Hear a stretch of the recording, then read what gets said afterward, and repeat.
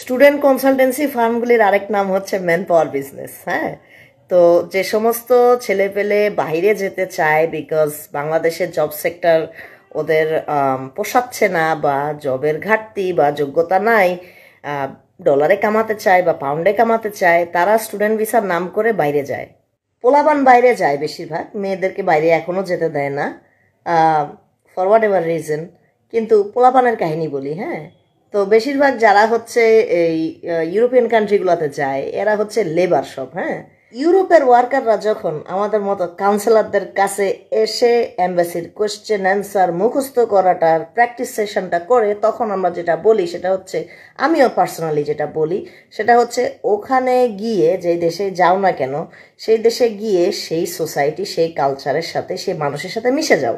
এরকম অনেক স্টুডেন্টকে আমি বলছি যে তোমরা ওই সমস্ত দেশে গিয়ে আলটিমেটলি লাইফ সেটেল করতে যখন চাও, তখন তোমরা যেটা করবা সেটা তোমাদের অবশ্য করা উচিত, সেটা হচ্ছে ইউরোপিয়ান কালচার অ্যাডাপ্ট করা উচিত, এবং ইউরোপিয়ান মূল্যবোধ অ্যাডাপ্ট করার পাশাপাশি পারলে একজন ইউরোপিয়ানকে বিয়ে করো। কিন্তু আমি যতবারই এই সাজেশন দিয়েছি ততবার আমার স্টুডেন্টরা আমাকে বলেছে, ম্যাডাম এটা কিভাবে সম্ভব, একজন ইউরোপিয়ানকে বিয়ে করা, একজন রোমানিয়ানকে বিয়ে করা, একজন সাইপ্রাসের মেয়েকে বিয়ে করা, ওরা তো মুসলিম না, ওদেরকে কিভাবে বিয়ে করব।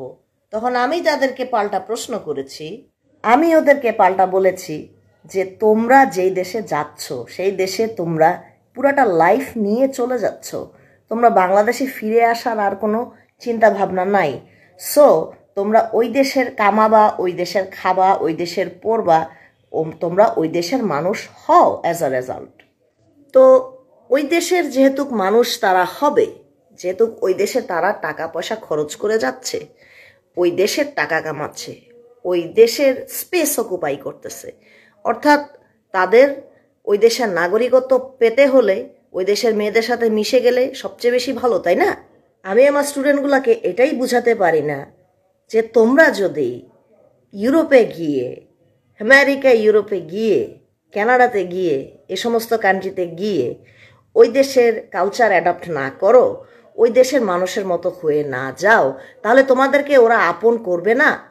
আর এদের ইউরোপিয়ানদের সাথে মিশে না যাওয়ার মূল কারণ হচ্ছে ধর্ম, ধর্ম এবং কালচারাল ডিফারেন্স।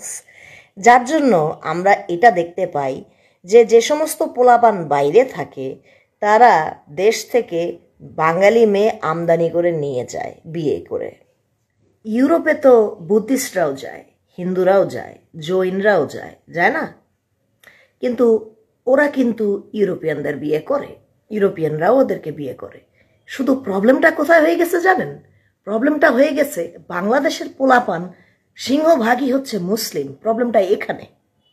এই কারণে আমি আমার স্টুডেন্টদেরকে যতই বলতাম যে তোমরা ধর্মটাকে মুখ্য না করে তোমরা মানুষটার উপরে ফোকাস করো, তোমরা যেহেতু নতুন একটা দেশে যাচ্ছ, সে যে দেশই হোক, তোমরা এখন ওই দেশের নাগরিকত্ব নিতে চাও, তো ওই দেশের সাথে মিশে যাও।